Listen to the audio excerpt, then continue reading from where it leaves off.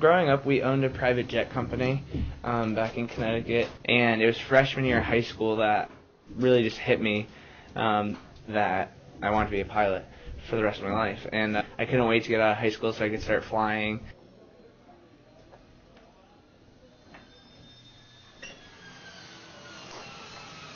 An oil company out of Tyler owns that.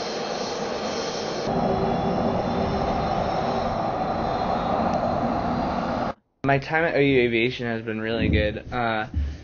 We're the smallest major at OU, with only about 200 kids, so it really gives you a personal aspect of coming to a big school.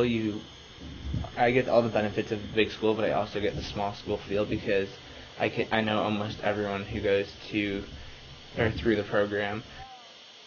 We had an aviation class together, aviation safety, so that's how we met, helped each other out with information, and we just kind of became friends from there. It's like a family out here, you know, so I'm really glad that I chose to come to OU. Going from Connecticut to Oklahoma, it was a shock. I'd been to Oklahoma, but I don't think I could have put Oklahoma on a map before starting to look at colleges. I probably won't go back to Connecticut after graduating. I mean, it was a big transition, but everyone's friendly, and you just make friends quick out here, so. It's like a job, you know, so I'm not really planning on meeting people, but Matt's actually pretty nice, and it's a good friend to have around. Max Westheimer Airport. Automated weather observation. 1932 Zulu. As a pilot, you gotta be easygoing because the weather can change, your plane can break, or you gotta delay, someone's sick, something always comes up, so you gotta be flexible. So we'll see what happens, we'll see where it takes me. No fear really crosses my mind before going to fly. If you dwell on it, then that's where fear is going to start coming in. As pilots, it's an inherited risk that you're taking, and everyone knows that coming into it. It's been my passion since as long as I can remember.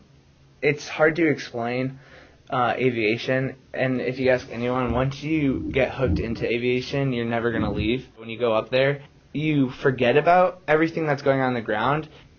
You don't even have to force it to forget about it, because you just do, because it's just awesome. People who you talk to have been in the industry and went through 9/11 and everything that hit the airline industry after that, they still just love it. You know, they say it's the coolest job in the world. I only live about an hour and a half from New York City. I have family who works in the city. You know, it's just, New York City is such an icon for that ever really to happen again.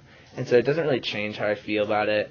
It doesn't freak me out or anything like that. It just changed the industry really, really drastically after that day. I didn't understand what had happened. You know, I don't think at that age I was able to understand what had happened. It was a big shock, you know, when you start realizing my family works in New York City. And, you know, there are tons of people who commute to New York City from Connecticut every day to go to work. And I just remember after that, the mass amounts of funerals that my uncles were going to and my aunts, you know, because they just knew so many people who died in 9/11. And it was just a shock. A plane is used for transporting people, and now it just became a weapon. So it was just a shock that something that I loved was used to kill thousands of people. And as I grew up, I understood it more. You remember it, but like I said, you can't let that stuff freak you out. It was an awful day, but knock on wood, it's never going to happen again.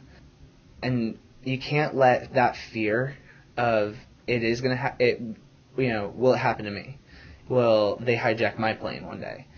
You can't let that freak you out, because this is what I love.